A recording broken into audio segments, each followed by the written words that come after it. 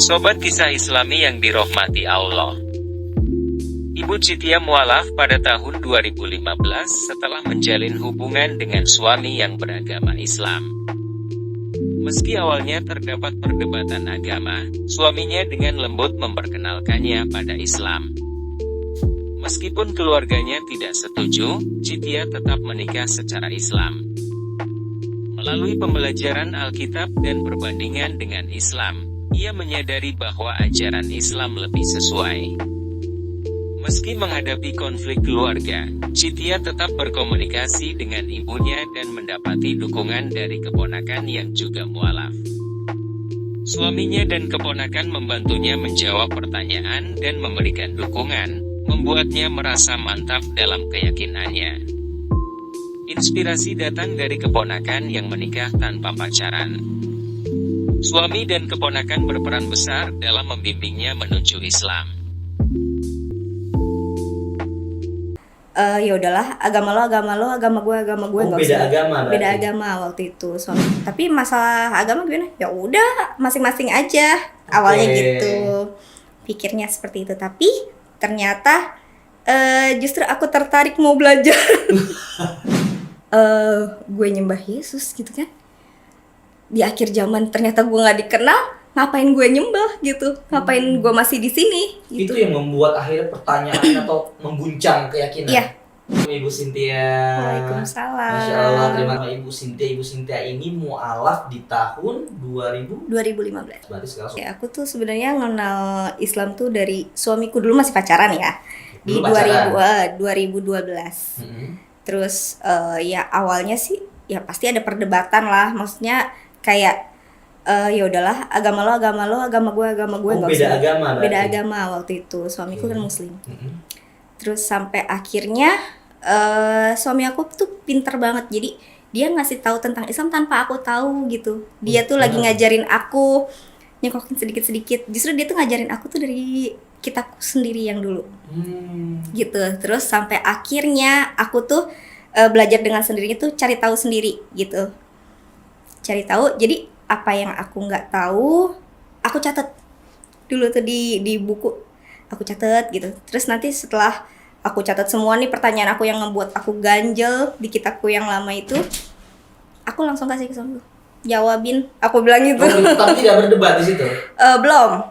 Nanti setelah ini, kok tapi begini sih, begini. Jadi ada memang sampai berdebat sampai pundung. Ya udah sih agama gue nggak usah diurusin deh gitu. Tapi masalah agama gimana? Ya udah, masing-masing aja. Awalnya gitu, pikirnya seperti itu. Tapi ternyata justru aku tertarik mau belajar. Awal-awal itu memang ya aku diem sih pacaran sama dia gitu. Sampai akhirnya aku kenalin ini loh gitu. Oh beda agama. Awalnya sih ya rada dingin lah ya papaku gitu, keluargaku. Tapi lama-kelamaan ya udahlah, jalanin aja gitu, sok bisa mahamin. Sampai suamiku pun, karena aku kebetulan keturunan Chinese, jadi sempat ikut Xinjia juga gitu kan. Terus suamiku waktu itu ngobrol sama papaku juga.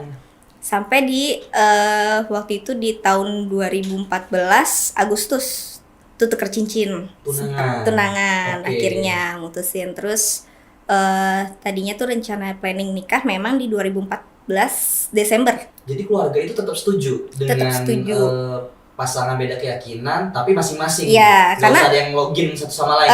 Karena memang keluarga besarku pun ada yang mix juga sih gitu nikahnya. Mungkin itu cukup memahami lah ya. Oke. Terus sampai akhirnya ada satu dan lain hal nih yang mempengaruhi keluargaku gitu ya, yang ngebuat keluargaku difitnah lah suamiku gitu. Jadi ngebenci lah, istilahnya benci suamiku itu. Sampai akhirnya aku ya udah, aku mutusin aku mau tetap nikah sama dia. Aku keluar dari rumah di tahun 2015 itu. Jadi ada orang yang ngefitnah suamiku lah gitu. Jadi entah gimana ya, dia ikut campur urusanku dan suamiku waktu itu ya mau nikah.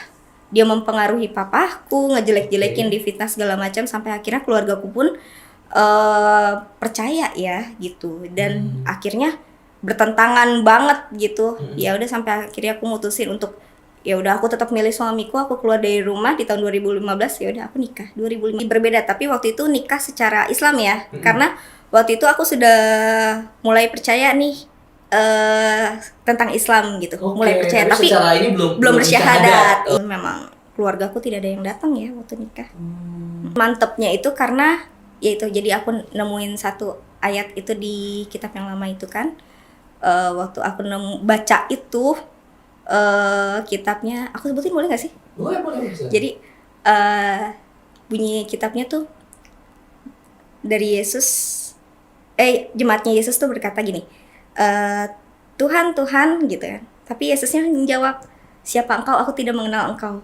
Itu ada di teks? Ada, itu di, aku lupa Markus apa Matius ya, 7 ayat 1-3. Matius. Kalau nggak salah Matius apa Markus, aku lupa. Saat itu aku mikir puluhan tahun, 20 tahun lebih gue nyembah Yesus gitu kan.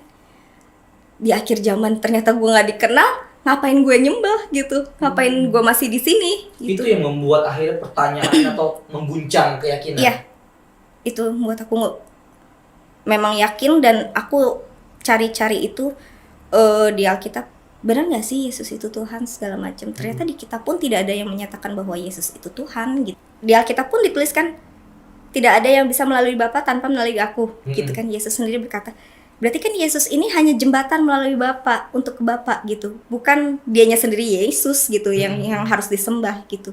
Itu sih yang akan membuat aku yakin, oke, berarti memang Yesus itu bukan Tuhan, dan Tuhan itu ya Allah gitu. Nah, risetnya itu googling kah, nanya ke ustadz kah, atau nanya ke suami? Kebetulan memang suami kan suka jadi bahan diskusi itu. Iya. Aku nanya banyak ke suami. Terus aku cari tahu juga dari internet sih. Gitu. Aku cari-cari tahu. Terus akhirnya di 2015 itu baru aku ngomong sama suami. Kayaknya aku oke deh. Aku mantep nih gitu, milih gitu ya? milih Islam yang memang yang paling bener gitu kan, dari yang terbaik dari yang terbaik gitu buat aku tuh. Respon suami gimana? Aku tuh sebenarnya mulai komunikasi sama mamaku tuh 2018 waktu kakakku yang ketiga meninggal. Terus mulai dari situ aku komunikasi sama, ya jadinya cuma sama mama ya.